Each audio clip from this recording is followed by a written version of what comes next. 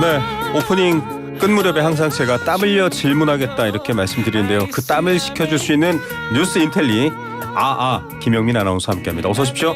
기분 좋네요. 안녕하세요, 김인텔입니다. 이게 자꾸 듣다 보니까요, 아이스 아메리카노라는 표현도 처음에는 뭐지 이랬다가 네. 지금은 이 시간에 참 잘 어울리는 뉴스의 매력 있죠. 캐릭터 같고요. 네, 인텔리라는 것도 잘 어울립니다. 아마 일제시대 때 태어나면 독립운동을 열심히 하셨을 신여성 인텔리. 네, 일제 강점기. 예, 너무 앞서간다요. 관련 소식입니다. 육군사관학교에 있는 독립여공들의 흉상 이야기 계속 뜨겁죠. 네, 그렇습니다. 군은 논란이 확산하자 이 독립운동가 5인의 흉상 가운데 홍범도 장군 흉상만 이전하는 쪽으로 가닥을 잡은 것으로 보입니다. 국방부가 어제 입장문 냈는데요. 홍 장군의 독립운동 업적은 업적대로 평가하되 이후에 소련 공산당 활동에 동조한 사실들에 대해서는 달리 평가하는 것이 적절하다고 본다라고 밝혔습니다. 그러면서 이 홍범도 장군의 흉상은 육사 교내보다는 독립운동의 업적이 가장 잘 선양될 수 있는 독립운동의 성지인 독립기념관에 모시는 게 적절하다고 판단해서 지금 국가보훈부와 독립기념관에 협조를 요청한 상황이라고 밝혔습니다. 네, 계속 찬반 여론이 거세지고 있는데요. 홍범도 장군은 1943년에 사망했습니다. 2차 세계대전 당시 미국과 소련이 연합군을 이루고 있는 상황이기 때문에 그 평가를 놓고도 지금 뜨겁습니다.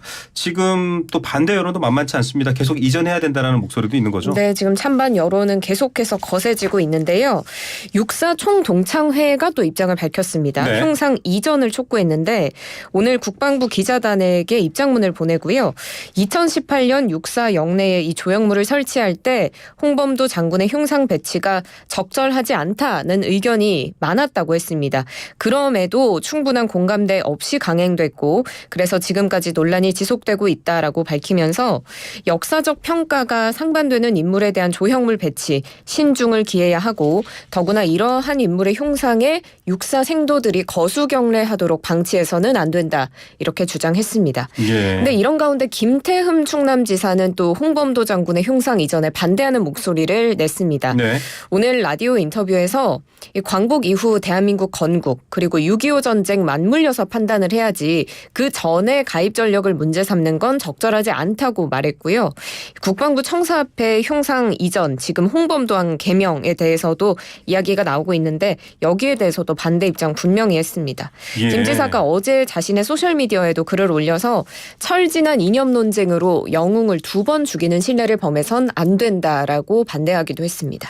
자, 지방자치단체장을 맡고 계신 여권 내 인사들 사이에서도 목소리는 뭐 홍준표 대구시장을 비롯해서 좀 달리 나오고 네. 있습니다. 국방부 청사 앞에도 홍범도 장군 흉상이 있잖아요. 네, 그렇습니다. 아무래도 이전이 검토 중인 것 같습니다.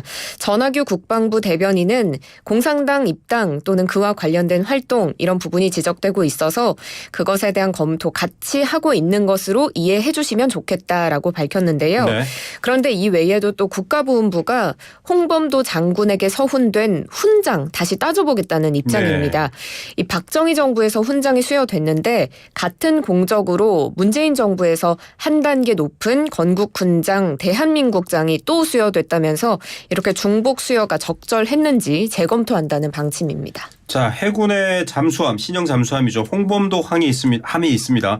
이 함의 명칭을 두고는 국방부와 해군이 목소리가 달라요. 네, 앞서 오프닝에서도 다들 들으셨겠지만 좀 다른 목소리를 내고 있습니다. 국방부는 2016년에 건조된 신형 잠수함 홍범도함의 한 명 변경을 검토하겠다라고 밝혔는데 해군은 공개 브리핑에서 이례적으로 다른 목소리를 냈습니다. 네. 장도영 해군 서울공보팀장이 현재 해군은 홍범도함 한 명 재정 변경 등에 대해서 검토하고 있지 않다. 라고 밝힌 건데요. 네. 그렇지만 해군이 국방부의 방침을 어길 수는 없을 것으로 보여서 계속 지켜봐야 되겠습니다. 네, 이 군함의 이름을 바꾸는 게 굉장히 조건이 까다롭더라고요. 네. 뭐 독재자였거나 뭐 이런 경우에 대한 여러 조건들이 있어서 아마 그 기준 때문에도 논란이 있는 것 같고요. 육사가 한국 전쟁 당시에 우리 국민들을 지켜내고 대한민국을 수호했던 정신을 본받는 것도 물론 맞지만 네. 또 독립운동가 광복군 출신인 안춘생 장군이 육군사관학교 교장도 했었거든요.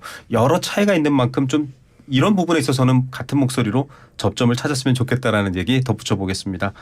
자, 서희초등학교 3반 교사의 사구제가 지금 9월 4일로 예정되어 있습니다. 추모의 날로 정한다고요? 네, 그렇습니다. 극단적 선택을 한 지 49일째 되는 날인 9월 4일, 이제 얼마 남지 않았죠. 네. 일부 교사들이 이날을 공교육 멈춤의 날로 정하고 단체 추모를 추진했습니다. 네. 이 추모 방식으로는 연가나 병가를 내고 학교에 나가지 않거나 아니면 학교 차원에서 이날을 재량 휴업일로 지정하는 등의 방식이었는데 8만 명 이상이 동참하겠다라고 했었고 네. 재량 휴업일로 예고한 학교도 500곳이 넘었습니다.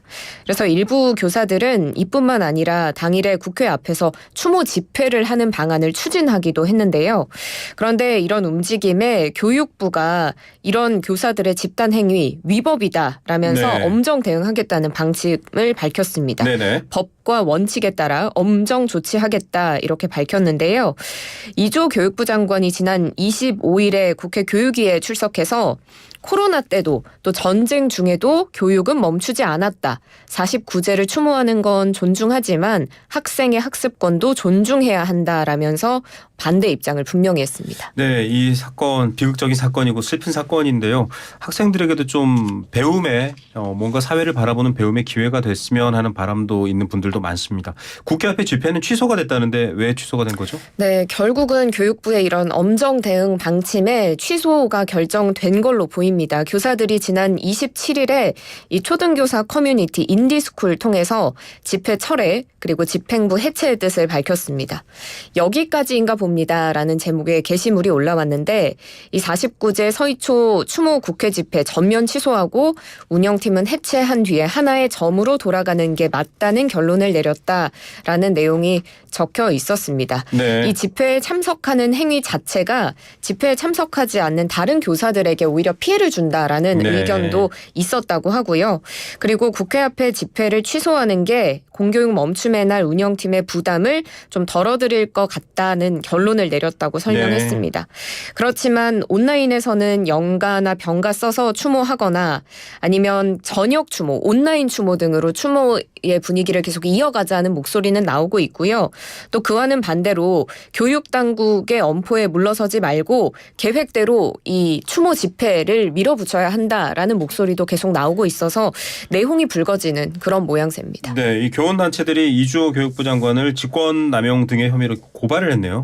그렇습니다. 전국 교직원 노동조합, 이하 전교조 그리고 실천교육 교사 모임이 어제 오후 공수처에 이주호 사회부총리 겸 교육부 장관 직권 남용 혐의로 고발했다고 각각 밝혔습니다. 네. 전교조의 규탄 성명 살펴보면 이는 학교의 자율성을 침해하는 직권 남용이다라고 말하면서 재량 휴업은 학교의 사정에 따라 마땅히 사용할 수 있는 학교 재량이고 교사들의 조퇴나 연가, 교육 활동에 지장을 주지 않는 범위 내에서 사용할 수 있는 아주 기본적인 권리다라고 네. 주장했고요. 이 실천교사 측도 장관은 직권을 남용해서 학교장의 자율 재량 권리인 임시 휴업 지정 권한 침해하고 있다고 비판했습니다. 예, 정말 어떻게든 방법을 좀 찾았으면 하는 바람입니다. 다음 소식입니다. GS건설이 영업정지 10개월 처분을 받을 것으로 보입니다. 아파트를 제대로 짓지 않아서 지하주차장이 붕괴되는 사고 때문이죠. 그렇습니다. 인천 검단 아파트 지하주차장 붕괴 사고 일으킨 GS건설 정부로부터 10개월의 영업정지 처분을 받을 것으로 보입니다. 이 인명피해가 발생하지는 않았는데 인명피해 없는 부실시공 사고로는 사실상 최고 수위의 징계라고 보시면 되겠습니다. 네. 국토부 장관 직권으로 영업정지 8개월 내렸고요. 여기에 더해서 서울시가 2개월의 영업정지 처분을 더해서 총 10개월입니다. 네. 그런데 10개월의 영업정지 처분 받을 것으로 보인다라는 건 아직 확정이 되지 않았다는 네, 거거든요. 이 국토부의 행정처분 같은 경우에는 심의위원회 청문, 심의 절차 거쳐서 최종 확정되는데 이 과정이 또 최소 3개월에서 5개월가량 걸리게 됩니다. 그래서 아직 확정은 아니고요. 이 과정에서 GS건설이 또 어떻게 소명하느냐에 따라서 네. 영업정지 기간은 줄어들 가능성도 있습니다. 네. 하지만 영업정지 처분이 확정이 되면 이 GS건설은 10개월간 공공은 물론이고 민간 사업에도 전혀 참여할 수가 없기 때문에 막대한 손실이 예상됩니다. 네.